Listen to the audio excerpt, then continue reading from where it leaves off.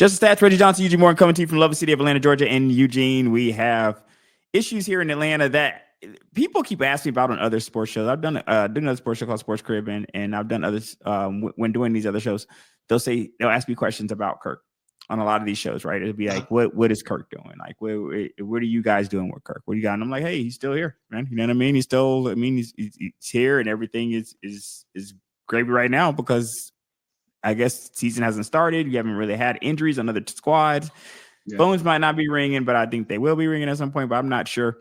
But one of the things that did kind of restir his appearance on quarterback did kind of restir some debates with a lot of my Falcons friends about this, and some who were devastated when he, I guess, said that he had felt misled. Not necessarily devastated, but they were pissed that he felt misled, but devastated about when he said that he didn't really want to kind of give his position up, kind of play herd and stuff like that. And, right. Again, this Willie Bean, how this is Any Given Sunday, by the way, guys. So this is so anybody who was old enough to know Any Given Sunday, when somebody said to me, and they're talking about these type of situations, these type of issues have been going on since the dawn of time. Nobody, even in other aspects, you may go to work sick because if that other person's there looking to take your position, if you're in a leadership position, if you have a position that you feel somebody else might be chomping at the bit to get, you might be doing extra things to make sure that you keep that position. So right. It's not crazy to me that Kirk Cousins would do something like this, because this is something I feel like a lot of sports, a lot of people in general, not even just people in sports. I think a lot of people in general will play hurt or do things, extend themselves so that they can keep the person who may be itching to get their position from doing so, or just making that job a little bit harder on management. Now, this wasn't surprising to me that he felt misled about the draft. I'll let you go first on your feelings here, and then I'll kind of talk it up with you. Yeah, I mean, what did you expect? I mean, it was a shock that you take Penix that high, but I mean, we didn't have another quarterback in the room with him kind of at that point, I mean, Ritter was gone. You had Heineke. I get kind of what his feeling was, but it wasn't like he wasn't getting starter money. It wasn't like, here we're going to give you like Russell Wilson money, right? We give you $100 million contract. Dude, you're the starting quarterback. I understand you probably might have felt misled, but I mean, you're coming off a Achilles injury, and then they explained it really well. I thought they explained it really well in the documentary. Like, look, we did sign him, but he's coming off an injury. We just wanted to have an insurance policy, and I don't blame the Falcons for doing that. It's like, because after, and again, if they could go into the future, and hindsight's 2020, right? They look back and go, look at those two quarterbacks that came off Achilles injury with him and Rodgers. Both of them did not have good years. I mean, yeah. So if you look at just the numbers, it looks good. But if you looked, they weren't terrible years. They weren't their quarterbacks had years that worse than them. No, but again, and it's one of those things you look like again. We always talk about on the field. It didn't look good. Like there's moments like when you watch, like when we were watching. I know I haven't finished the quarterback documentary on Netflix, but me neither. But I've watched enough to go, oh, now I'm seeing those moments where we were talking like, man, there's something off where the zip was not on the ball with him, and you could definitely tell. It's like after that, I know they highlighted the New Orleans Saints hit where he got blasted. That's where it kind of crumpled with him. So again, I don't blame them. Again, it's like, what were they supposed to do? I mean, it's like you're coming off that Achilles injury. We just want to have a backup just in case. And lo and behold, I mean, if they didn't draft Penix, then he's our quarterback, and then we're still having the same questions. I'd rather go in year 2 with this situation and have Penix and have him my number 2 versus Cousins my number 1 versus we're going same situation. So I thought they did a great job explaining it. I understand how you felt misled, but dude, you're coming off a major injury. You're going the back 9 of your career. And it's like, what would you expect them to do at this point? I think sometimes you have situations where there is not really It's just situations that suck. So I'm a cape here for Kirk because all the things that will be said about this in hindsight being 2020 with a lot of fans. And I think there's a lot of when I would say the vast majority of my Falcon fan friends, you just echoed, you just spoke exactly for them. Like that's exactly what they're saying. So you just sound like all my other Falcons friends. You sound like all of them. However, the issue I have with this is when you say stuff after a deal is done that could have always been said before a deal is done. I'm always wary of you, because if you're saying stuff to me like, "Oh, well, you're coming off an Achilles injury," well, when you were chasing me down, bro, I was coming off that same Achilles injury. It's not what you said to get me in the building. And when you say stuff to me like, "Oh, well, the guy's making $100 million, but there's teams begging to give him the money. He chose us." I don't think people like have revisionist history a lot of times when it comes to these kind of situations. When you see guys that are going from team to team and teams are whining and dining them and telling them whatever they want to tell them because they want them to sign there. The money is the money, unless you're going to come off the top rope like Cleveland had to do for Deshaun Watson. They had to just come in and just so overpay for the guy. Right. That's not really as typical, but the money is usually there with all the teams that are willing to pay the guy. So usually if you have 3 teams courting a guy, that $100 million is there for all 3 of them, and it's just a matter of which one the guy chooses. It's a matter of which one the player chooses. The player tends to choose based on what you tell him. And when you say stuff to me like, well, I'm pretty sure when you're whining and dining me, you didn't say, "Hey, we're going to take a quarterback at 8. Now, the thing is, right. The thing is he left a team that he would have just stayed. He left a team with the exact same circumstance. I don't know if they already had JJ McCarthy, took JJ McCarthy, but it was a team that had the exact same circumstance with the previous Minnesota. So why would you leave a situation to go to the exact same situation? And you get told this after you've already signed the paperwork and moved your family and you're already there. So I do get I get 100% what you're saying, because people don't tend to remember the part where a lot of teams were trying to sign him. It wasn't a one team. This wasn't a one team situation when Kirk became available. It wasn't a one team. It was a lot of teams trying to sign him. And this would not have happened with every team that was trying to sign him then. And I'm pretty sure if you could wind the clock back, he would not have signed with the team knowing that this was going to turn out this way. But I think on the other hand, and I think I can't even say but, because I don't want to discount everything I just said. I will also include this though. Yeah. I also think that the Falcons, if they could wind the clock back, would not have paid Kirk Cousins, because they would have just went with Michael Penix. They would have just went with Michael Penix from the start and just paid him the rookie contract if they had known that was going to be available to them. So I think sometimes you just have situations that just suck. Because I do believe every single bit of what he said, because I do remember when he chose the Falcons. People act like the Falcons chose him. It was not that way. That's not how it happened. Kirk Cousins chose the Falcons, and I felt like he chose the Falcons based on what they were telling him at the time. And I don't think he would have chose the Falcons if this would have turned out this way. And I just think that he's being transparent about that, because when they were probably telling you could have a future here. We'll sign you for a couple of years, but Kirk, you can play yourself until 3 or 4 years here. We see you as having a lot left, and take all the things they tell you when they're trying to get you in the building. It's kind of like getting you into a new car or something like that. They tell you all the good stuff up front first, right? And then you get into the car, that thing starts sputtering down the road. Like, oh, they didn't mention that. They didn't mention this other stuff. So I get to where you can express those feelings, but I think sometimes circumstances are just circumstances.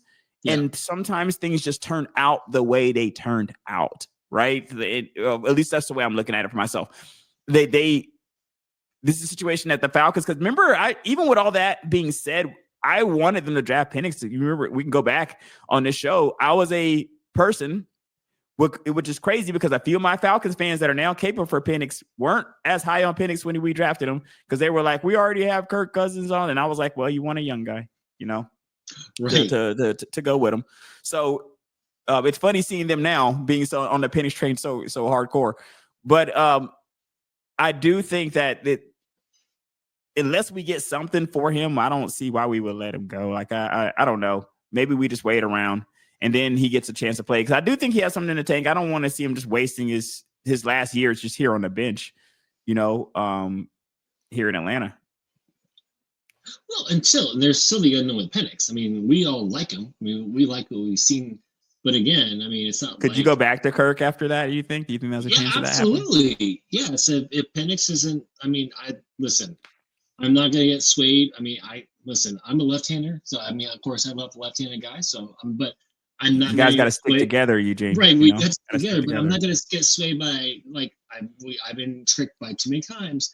Guys throwing in just shorts, right? I want to see on the field, Mm-hmm. and he had those glimpses.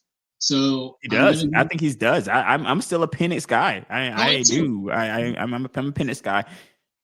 But like you said, I want to see it, and I think early on at the beginning of the year, I think we're gonna see a lot of Bijan just to kind of help Penix move along. And we drafted a lot of talent on the defense, so I think you're gonna see a lot of run heavy, just up, first couple of games before they kind of unleash him, and then when they unleash him, that's when we're gonna be like, okay, that's what I want to see it. But I'm with you. Let's not just give him away. I mean, let's wait. Let's go through training camp. There's always going to be a team that's going to need a quarterback. Your Steelers, and they got their guy, but there's still a lot of unknowns, right? I don't see them training within the division, but I mean, New Orleans has a lot of question marks. I mean, Man, that would suck, man. Because you know how I think Kirk's not a terrible quarterback yet. I have to see the turnovers that get you benched. The only thing that had me not caping for Kirk last year was turnovers, and I am just an ultimately fair guy. Turnovers get you benched, bro. Like no matter who, no matter what your name is, no matter who you are, no matter typically NBA or here, right. like And you all that happened turnovers get after you he benched. hit, right? And we can look at that. You can look at that hit, and you can blame. I don't care. You can blame Kurt for not talking to the team, the doctors. You can blame the doctors not, examining him, whatever. But after he got that hit in New Orleans, that's where it all went down.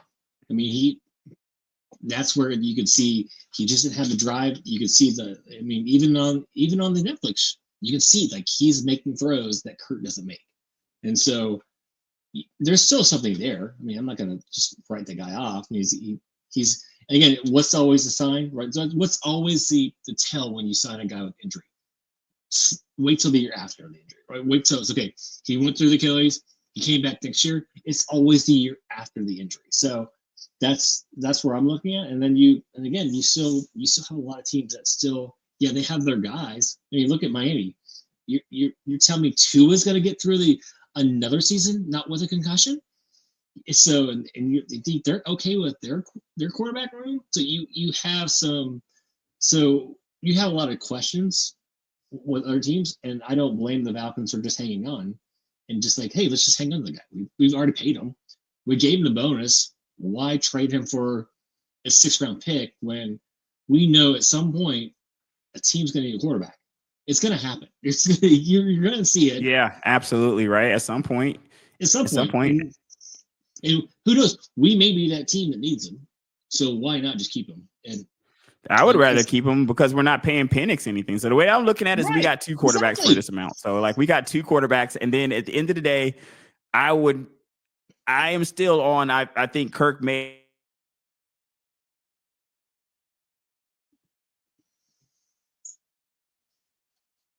have something left in the tank. That the turn nail for a career in general. To be honest with you, turnovers will just kill you, and they'll get you sad. So if he gets those under control, we'll see. He had the yardage was there, and he did have a nice win against Philly, and that's not easy. They're Super Bowl champions. So and he left the Falcons with a 7-7 record. He can hang his hat and say, hey, I didn't have a losing record when I sat down. So exactly, and that's the thing. Another thing is too, it's like you got a grown up in the room. You got a guy who's not going to cause media hoopla. A distraction, right? You don't have Cam Newton there. You got a guy who's going to say all the right things. He's going to try and Cam caught a stray, man. And you think Cam would have been a distraction?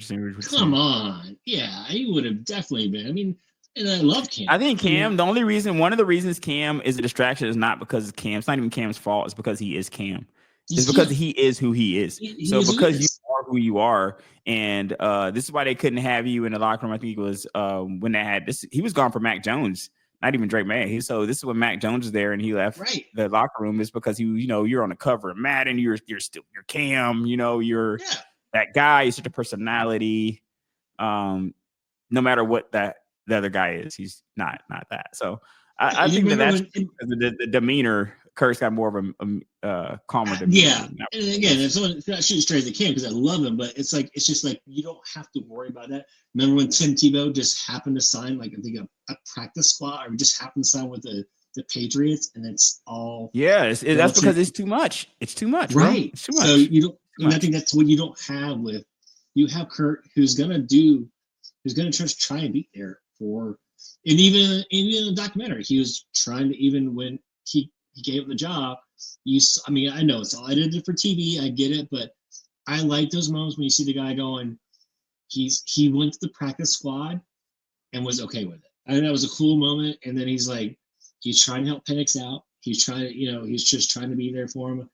And the night he got benched, like he's playing football with his kids in the family room. I don't know. I think again, we could debate his playoff record and whatever and all day long. I think this moments he does is cool, and it's like I think that's another reason why you kept him. It's like he's not going to distract you. He's not going to say anything wrong. He's going to go, yes. Does he want to? He's going to say yes. I want to at some point compete for the number one job.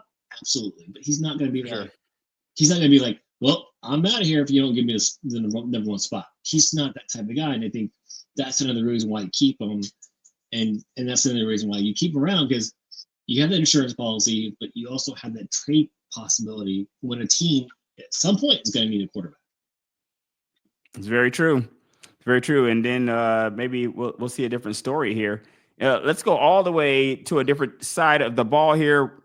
And let's talk about our guy, TJ Watt, who just got paid, or my guy, I should say, from my Pittsburgh Steelers here, who got paid. Bittersweet feelings on this one because, you get a guy like TJ Watt, and we're going to talk about this not just in the frame of Watt's contract. We're talking about guys, teams in general, who their highest paid player is a defensive player. And we're going to kind of dive into that, okay? Because when you look at teams right now, because I think Bosa is as well, but I'm not sure. I'm not going to go with the Bosa situation. I don't know. Has Brock Purdy already signed his contract? Is that done? Yes. Have we seen that? So I would need to go look at that. I got to go back and look and see if that contract is still the highest, if he's still the highest paid player on their team. But I feel like the difference between the 49ers making a player the highest paid player in their team, and why we're going to not discuss Bosa as much, is because they're doing that after they've had all the success. They did that after they had already been to Super Bowls, after they've already. So now we would only be able to see what the effect of that is now going forward, now that he is that, So when you look at some of these other teams, and I'll start here with my Steelers. I don't mind these players, and this is why we're kind of talking about all these players together versus just being like a TJ Watt situation, Myles Garrett, Max Crosby. We're going to talk about these teams together because the players themselves are not the problem. These players are all elite players, and you got to take them out of the situation. And I'm going to give you an analogy here in a second that kind of helps to do that, but you got to kind of take the players out of the situation. It's not necessarily the players' fault they are so elite and so great. Okay, so you got Max Crosby, TJ Watt, and Myles Garrett. So it's not these players' fault that they are just super great players. Okay. The issue is when you imagine that you live next to a person and like you guys are, middle America, whether it's a condo, an apartment complex, or a regular suburban neighborhood, whatever you got there. Okay. And this guy pulls up, next week in he's got the Porsche 911 he just pulled up in. Okay. And it's brand new. It's like he's got the thing off the lot, man. And you're looking like, hey, man, that thing is easily worth about half of your house or more than your apartment or whatever it is. That's kind of the situation there. I feel like we're facing here with these teams, and why I'm saying that's what the issue is more so than just these players, because these players, I think, TJ Watt is about 40 million now for TJ Watt. Is that the deal for TJ Watt? Let me look it up. I'll look it up for you. Yeah, because when we're looking at stuff like that, the player deserves it. These players aren't going to get $30-40 million looks if they don't deserve 30, 40 million dollars. Like teams aren't just going to give away the money, you know, and you can't feel exactly sorry for the owners because they have the money to give. And, you know, I'm a very big pay the player guy. So you got to take all the guys, the individual guys out of it. So it's more so like, can the teams afford to pay players this money? Are you the team that has the luxury of paying a player this money? Now, we all know the Kansas City Chiefs do. Kansas City Chiefs, let's look at that with Chris Jones, right? Chris Jones, another player that deserves the money, and all these guys deserve the money. So we're not even going to go on. We're not even going to talk about that no more. We're not going to talk about the individual players because from a player standpoint, they put in the work to deserve that money. And it's not their fault they're so great. It's kind of like that example I gave you about the apartment complex and the guy that with the Porsche 911 that lives next to you. And you're like, hey, man, I know that car is costing you at least 2 or 3 times what you're paying for your apartment cost. But you know, he maybe just really likes the car. But it's not the 911's fault. You know what I mean? No. It won't be the Porsche's fault that the guy bought the car. You know what I mean? So these guys, they're all the Porsches, right? The TJ Watts, the Myles Garrett, the Max Crosby, they're the Porsches. And I remember even using my own team. I remember telling you this before, like when we were trying to pay certain players, I'd say, hey, we can't afford that down here in Atlanta. We got so many holes we got to patch up down here, man. We can't afford to pay a player like that. Why would a player like that even come here? And now we got major holes. So at the time, what was causing a lot of my fellow Steeler friends some headache here, and I know that this is kind of a must pay. TJ Watt's a must pay Steeler. Mm-hmm. But it was causing some concern that our quarterback situation wasn't all the way sewed up. So when you look around and you say, hey, we do love TJ Watt. We can't imagine him in another uniform. We got Aaron Rodgers. He's like, what is he, 40, 41, 42? Coming off of his own Achilles. He's only a year or two removed from his own Achilles situation. His own injury situation that he had not too long ago. Right. So he's not exactly like the bastion of health here. And we got DJ Metcalf. Okay, I would love to have another kind of like possession. I like DJ Metcalf when I have a JSN, when I have a Tyler Lockett. I love a DJ Metcalf. But I like a combination of the two. I like a combination of a receiver like DJ Metcalf and another type of receiver. So I believe there's some holes. They're hoping that Calvin Austin, some of these other receivers kind of turn into that. But this is what you got. So you got Aaron Rodgers. You got a TJ Watt that you had to pay the money to, but that just brings you back to what you had on defense. Aaron Rodgers, DJ Metcalf, and now it's a lot of concern. It's a lot of concern for me because I'm like, it's nice you're rewarding the guy for a career, but this is you have so many more holes in your team. Now let's go to talk about the Browns. Similar situation with the Browns. And real quickly, it is $40 million annually, by the way, for TJ. Okay, so $40 million. So him and Myles Garrett, Myles Garrett, I want to say are both in the $40 million club. They're both in the $40 million club. Well deserved for both these players. They're the Porsches, like I said, man. They're the Porsches. Where these other teams with no quarterbacks, they're the apartment complexes, man. They're the guy living in the apartment complex. So the guy living in the apartment complex is these teams with no quarterbacks who refuse to address their offensive situation, who aren't looking around at the Lamar Jacksons of the world, who aren't looking around at the Joe Burrows of the world, the Patrick Mahomes of the world. They say, you know what, TJ Miles, here's $40 million. Right. And we're hoping that you can stop these guys. And they can at times. But here's the problem. The guys that are on your team aren't putting up any points. Yeah. So it's kind of like that is going to be a massive issue for you in this league in this day and age. So the Browns, if they can get this figured out, with one of their 4 quarterbacks they got on here. With their copious amounts of quarterbacks, With the copious amount of quarterbacks that the Browns have, because the Browns are actually in a decent situation with this because they're not paying any of these guys. Right. So if they can get any of those guys to work out, the Browns are in a very good situation because this is kind of what I'm hoping works out for my Steelers with Will Howard. I'm just hoping that Will Howard just turns into a guy. And then now we got a guy. We got the 6th round, and, you know, it doesn't matter what we pay now. But that's at least with the Browns, you got 4 shots at it, right? You got Flacco. I mean, you got three shots at it. I don't know if you count Kenny Pickett as a shot. Do you count that as a shot? Or are you just in the Dylan Gabriel account? Well, I'm hearing Shador might not make the team. I heard somebody actually say that. I'm not sure if that was just like blast. I'm not sure if somebody was just mentioning that casually, but I did hear somebody say that, Eugene. So it'll be interesting to see kind of as how preseason progresses. It's going to be definitely fun to watch that all take place.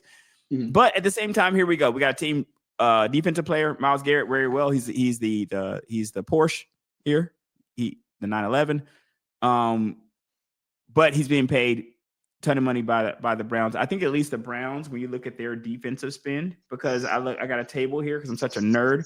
I definitely have a table of all the defensive spend of these teams percentage wise. Uh-huh. And the Browns offensive spend is 66%. So they out of these teams, the Steelers have the most. So the Steelers spend the most on defense by I don't know if it's by far, but percentage wise, the Steelers spend about 67% on defense.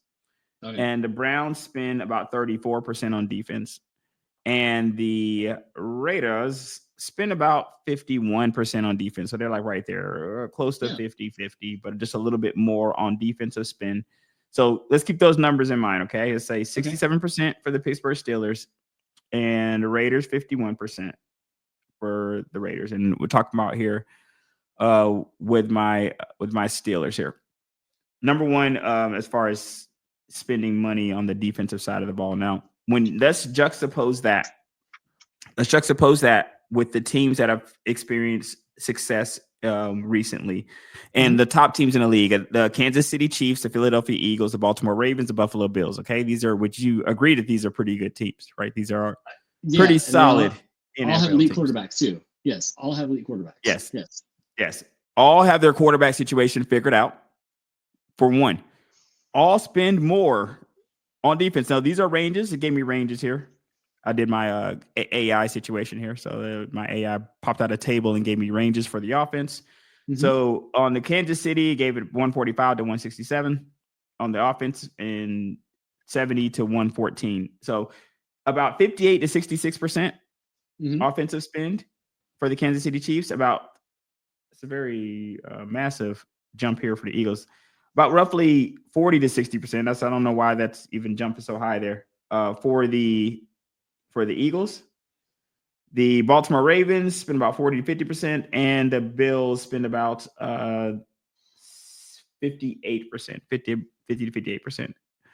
All of those, when you look at these percentages, whether you look at the ranges, whether you want to lock into a number, because the ranges and the numbers can be so vast. Yeah. Even if you're looking at the numbers and the ranges, though, they're all higher than the defensive spend. So even the ranges on the numbers, percentage-wise, point to a higher spend on offense than on defense. Do you feel like, because I'm hyped to the Steeler way. Listen, hope springs eternal. We're in the offseason. I'm still hoping Will Howard turns into Ben Roethlisberger and we just ride off into the sunset. So I'm still on board with things as they You're still drinking the Will Howard Kool-Aid. I love it. That's fine. I'm still on board with things as they are, Yeah. But I'm just saying, I'm starting to wonder a little bit like, hey, the Steeler way, like, is it still the way, Eugene? No, it's not. I mean, you had the quarterback. You had Ben for so many years where you could still spend more on the offensive side and get away with not, like, you still had top defensive guys. They could have got away. So they were able to get away with spending more on the defensive side because you felt like Ben covered up a lot of that, is what you're saying. Right. Yeah, exactly. Because you could do that when you have, like, the Mahomes, you have Buffalo. Look at what Buffalo did. I mean, they gutted their team basically, right? Because they had to pay their quarterback. So what did they do? They just paid guys 1-year contracts and incentivized their contract on the defensive side of the ball, and still had a good defense, still went to the playoffs, and still were knocking on the door to get the Super Bowl. So it's always going to come. It's a quarterback league, and it's always going to be that way. And these are great stories, but here's the thing with Pittsburgh.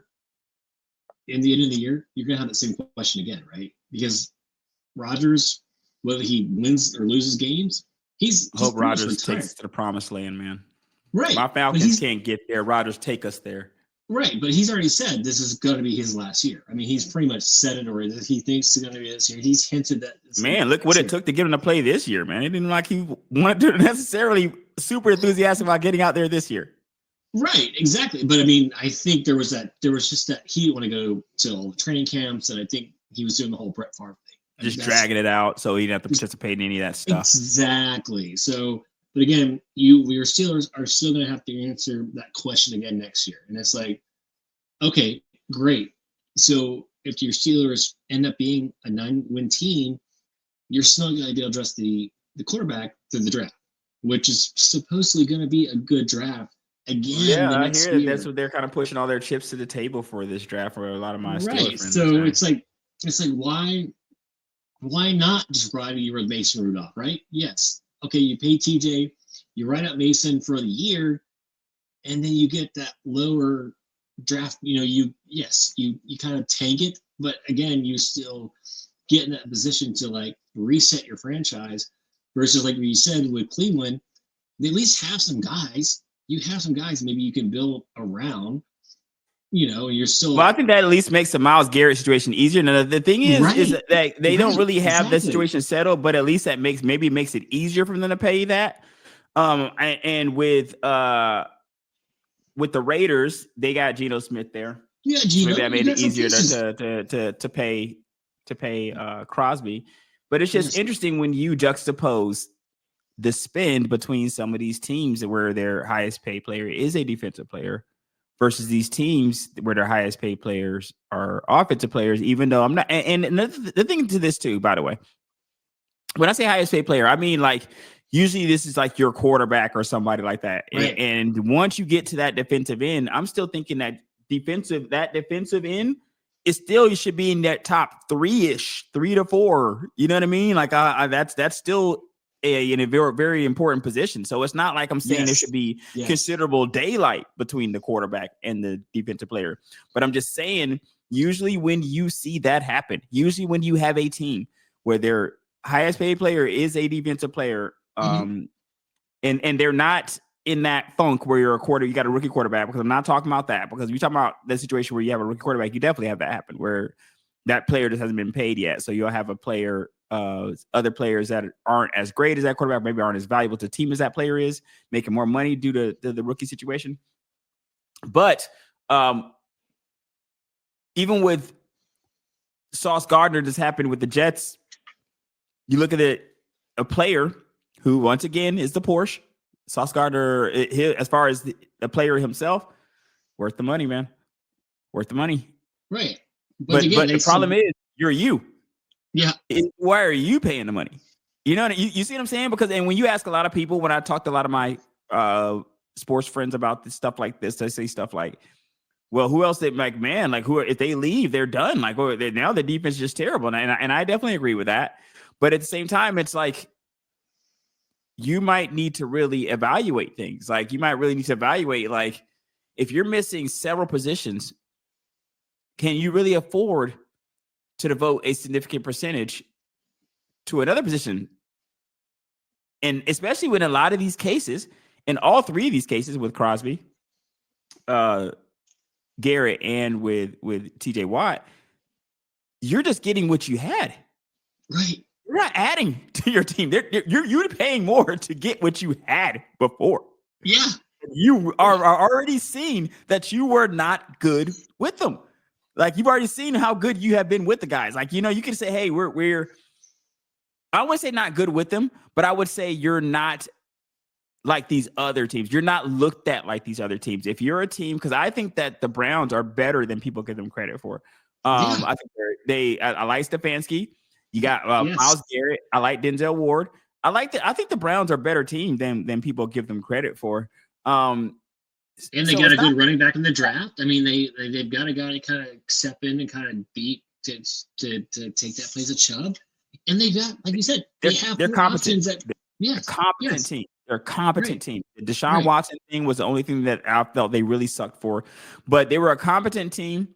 You look at the Raiders. The Raiders not making as competent as moves, and of course you got my Steelers, who are definitely the bastion of competence here, who have definitely. But again, if you look what they did this year, They brought in Geno. They have Brock Yeah. Bowers. They got Chip Kelly And as their offensive also, coordinator. maybe adding Tom Brady to that ownership group, maybe shake Right. things up a So I bit mean, there. So we got to right. see what the new look Raiders, and I like the moves the Raiders have made. Yes, they made smart moves. I mean, they're not going to be a playoff team, but they're going to be one of those teams that I heard them like described as like how you describe like as your league pass. The Raiders are going to be one of those annoying teams that they're going to put up points. They're maybe not win a lot of games. They might be like maybe win 6 or 7 games, but they're going to be one of those annoying teams that like wow, they've got pieces everywhere. They've got a quarterback, they've got a running back, they got a tight end. I mean, yes, they need to kind of address the receiver side, but they got the coach, they got pieces, man, and I like the way they got skill pieces, and they got guys that you're gonna want on that fantasy team. Anytime you got a couple guys you want on a fantasy team, that's always good for your team. And I do think they will have those. So you look at that, and then of course the Steelers. These are teams that are looked at. They're at least the first two, and I think the Raiders are coming this year, but they're definitely with the Steelers. So Steelers first, definitely respected. The Browns, I think, are better than given credit. We're better on paper, and it was Stefanski had been a competent football team. Even when Baker was there, was winning games for them. So they've been a competent organization. The Raiders, I think, are the distant third here in this. However, given all that I just said to you just now, as we glaze those three teams and wax poetically about how at least the Raiders have made moves that are kind of have them coming up. The Steelers have always been respected as a winning organization, and they're going to try to win every single year. And then you have the Browns, who after they get out of the shadow of the Deshaun Watson situation, are look poised to do better things, be more exciting with the players. However, they're still not looked at like the Chiefs, the Bills, the Eagles, the Ravens. No. These teams are looked at like the class of the league. They looked at like the class of the league, and they looked at the class of the league right because of their offenses. Let's just say it, and because too, with the Ravens in particular, Ravens always show up on defense, bro. The Ravens always have a great defense. So they've shown you that you don't have to necessarily go 60, 70% on defense to have a competent defense. And I think when you have your house and your house is the quarterback, let's say, now let's go back to my analogy of the guy in the apartment buying the 911. When you got the house, you got all the other stuff taken care of in your life, that 911 doesn't look bad now. You know, that 911 doesn't look bad at the house that you bought because the house is these quarterbacks, right? The house is the Josh Allen, Patrick Mahomes, Jalen Hurts, Lamar Jackson. Those are the houses. Those are the houses, bro. And now that car doesn't look so bad there, you know, because you got everything else has been taken care of. It looks taken care of. You got your team a little bit fleshed out. It's not just those guys, but those guys are also paying receivers. You got receivers making money on a couple of these teams. You got other positions making money on a couple of these teams. So the car doesn't look so bad at that house. So I guess we'll have to see how this all works out here, because you have Geno Smith just getting to the Raiders. So in their case, they're thinking, hey, we did address the quarterback situation. You know, the Browns still have a revolving carousel of QB here at the Browns. So we're gonna say that, and hopefully in one of those situations, there might be a future quarterback at the Browns. I don't know, but maybe the Browns have addressed that, and then that would just leave the Steelers with Aaron Rodgers and Will Howard. So, yeah. But here's the thing. I mean, I was kind of looking to see where, I mean, it's just the crazy part is like the Browns, you know, they own picks in rounds 1 through 5 in the 2026 draft. You know, that's how the crazy part is, because they get a first round pick from the Jacksonville. They get a 6th round pick from Detroit. They have 2 7-round picks. So, but the cool thing about, I mean, 6 and 7, nobody really cares, but they have an first round pick next year. They have Jacksonville's pick next year. So let's just say, for instance, Jacksonville just blows it next year. And they have the number 2 or number 1 pick. Cleveland gets their number 1 pick, you know, or let's say they get the top 3. They're in line to fix their quarterback situation if it doesn't work out. So with all 4 of their quarterbacks. Right. So you say, they have to run four through all don't work four of out. them. Right. Then you can maybe you pick up, let's see, Arch Manning comes out, or the kid from LSU, whoever comes out. There's always going to be somebody that rises that we're not talking about, just has an for sure. amazing season. But that's the thing with, I know you're putting with the Raiders kind of third, but I would almost put the Steelers third, because with your analogy with the Porsche 911, the Steelers are just renting a condo for the year, right? And it's in your rental.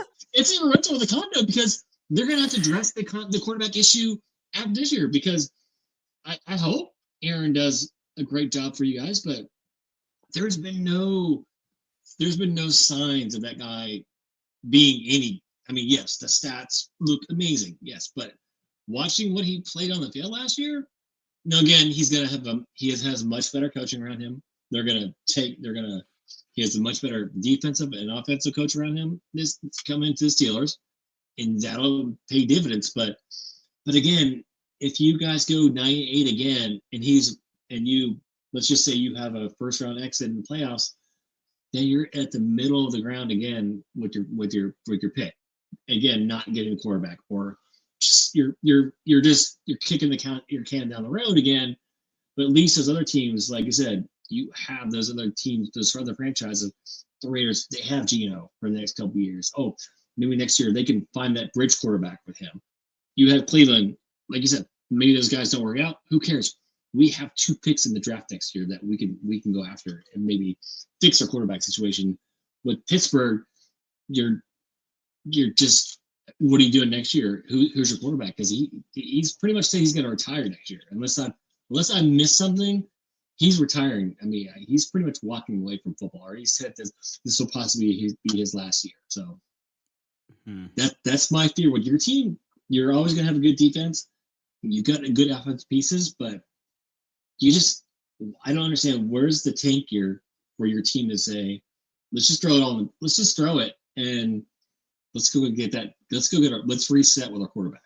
My Steeler friends say that they don't. One of my friends who are a guy I talked to named Dave on the other show, and he's with Steelers Depot and he writes for them. And he says that the Steelers just they don't do tank seasons. Like they try to be competitive every single season. He was like, they try to put a competitive team out there every single season. Mm-hmm. And I don't necessarily mind that. It was just more so of not taking a shot on Shedeur at all. Right. They like Will Howard, maybe like Will Howard better. But if Shedeur doesn't turn it into anything, then that's going to look great for the Steelers. If he does, and I'm going to be right back there, my friend's like, well, I don't know why we didn't address this. There appears to be a wait and see. Like wait till the next year. That's what I'm hearing. I'm hearing. And now I got to go into basically trust the process mode here. You know what I mean? Because that's really what it is. That's the mode I'm in right now. And I'm in that as the other Philly team. You know, that 76ers team there in Philly. You know, I got to trust the process here in Pittsburgh. That's what I got to do. I just got to trust the process and just hope everything here works out. We're going to close on our guy, Scary Terry here, who has not holding out from camp, trying to get paid. I think he's playing on the last year of his deal. I want to say it's a $15 million base salary with only $2.8 million guaranteed for 2025. Goodness gracious. Now, McLaurin has signed a $68.2 million extension with Washington in 2022. He's had 5 straight seasons of 1,000+ receiving yards. And it's coming off a year in which he finished second in receiving touchdowns, 13, behind only Triple Crown winner Jamar Chase, 17. Now, he's led the Commanders also in receptions and receiving yards in each of his first 6 seasons. Chase making $40 million. And has pretty much no financial security in 2025. To me, this just screams, I'm not coming to work, period. All this is what I would tell all of this will print out to, I'm not coming until you give me some money. Right. Because I've done everything I can do here. Right. I've done everything I can do. I've just led in receiving yards. I've just led in receptions. I've just had 1,000-yard season after 1,000-yard season. With a rotating cast of quarterbacks here. So I don't really see. Well, I don't know what we're talking about here. I mean, maybe of course the money's gonna be the money. I don't know if he's looking for that 30-ish. And no, if you got wide receivers that are making 30 million a year, which there are, with production like this, with the kid coming up in Jaden Daniels, I mean, you might be paying 30. You might be Scary Terry. You might be looking at 30, $40 million, man. I mean, at least, I think there's a chance. It's a chance he gets to 30. I don't know, maybe 20. I think there's a chance. There's a chance. What are your thoughts on Scary Terry? Do it. Why not? You have your quarterback on a rookie contract. You need a number. Let's just face it. He's a good. You need your solid number 2/1, whatever you want to call him. Give him the money. You don't have to pay your quarterback for the next few years. Get the guys in that got you to the playoffs last year. Get your guys. Just make the number work. If you have to tie it in like a roster bonus, guarantee money, whatever you want to call it, to where it doesn't hit your cap, fantasy down the road. It's just like, make it make sense. He doesn't want to play. I don't play guy.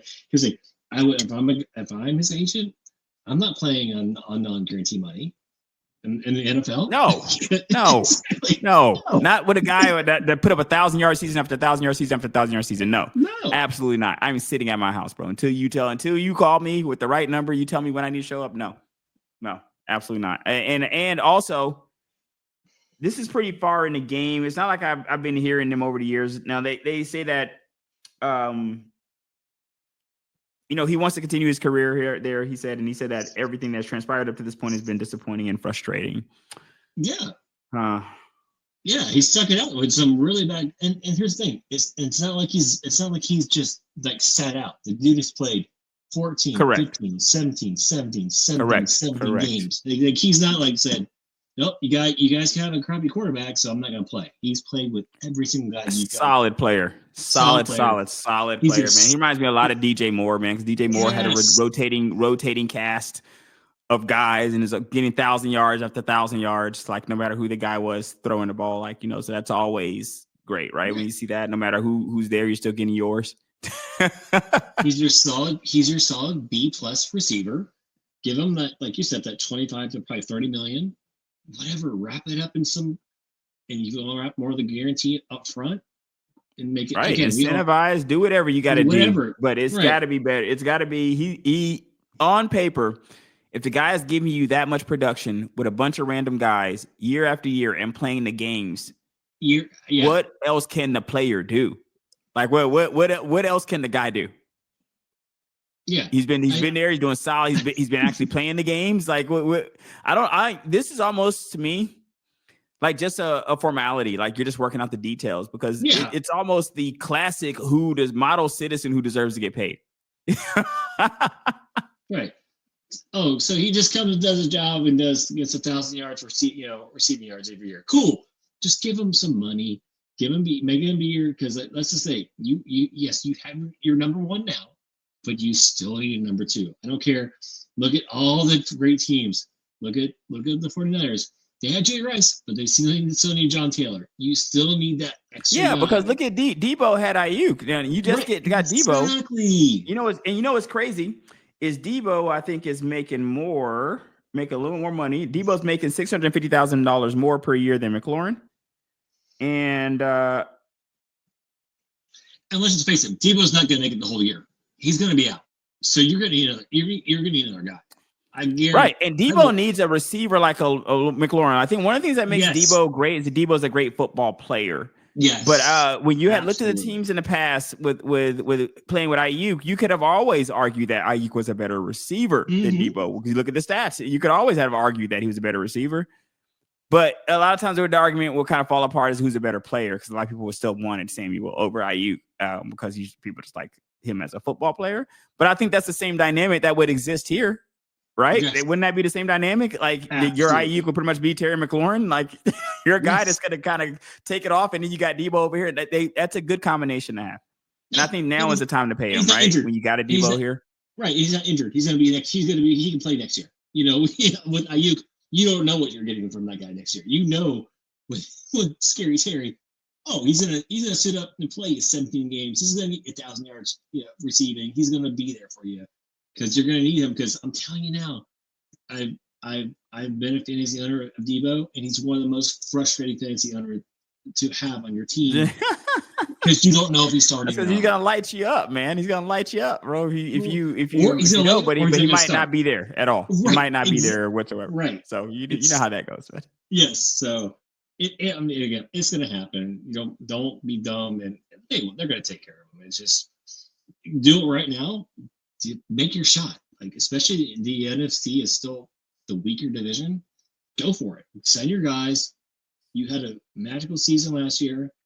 Give your number one quarterback another receiver, and just do it. It makes so much sense. I can't believe. I don't think he's asking for 40. I can see his being like. No, I don't think that you're Jamar Chase, but you were only behind Jamar Chase, right? So that's great for your agent to be able to say like, hey, this is in this particular stat on his touchdowns. I was only Jamar Chase had more, like so. Exactly. So it's again, give him that 25 to 30 million. Wrap, like you said, with incentives. Just don't be dumb. You got the the guy can't walk out of there. So that's the only thing I'm thinking. The only thing I would say is Washington if they let the guy walk out of there. And my walkout indicator, which is pretty decent, saying that it's not gonna happen. I remember my walkout indicator was at all-time high with Lamar Jackson. I kept telling people he was not leaving Baltimore. I kept telling people because people were like, "Oh, well, maybe we got it." No, you don't, bro. No. You don't have a shot. You don't have a shot at the guy.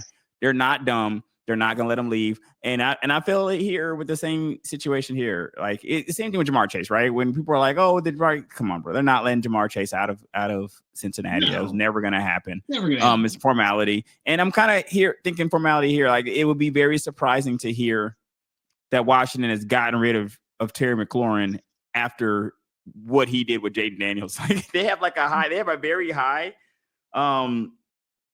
they had a very high quarterback rating with him. I think it was like 130 or something like average. It was with him. It was a high average. So why would you 130.4? So in 2024, his second highest passer rating amongst quarterback receiver duos. Why would you break that up? Why would you break that up? Come on, man. You're not finding it right away. You're not finding that chemistry right away in the draft. I don't care what you do. It's like you're not like it's not like we always say in the draft. How are you replacing the points, the yards? You're not replacing those stats. It's not only does he not perform on the stats, but he performs on the field, which you already indicated. It's like quarterback ratings go up when he's on the field with the guy. We will leave it there. It's just a stats. Eugene Morton, Reggie Johnson. Check us out. Stitch iHeartRadio, Google Podcasts, Apple Podcasts, Spotify, wherever you find your podcast. See you next time.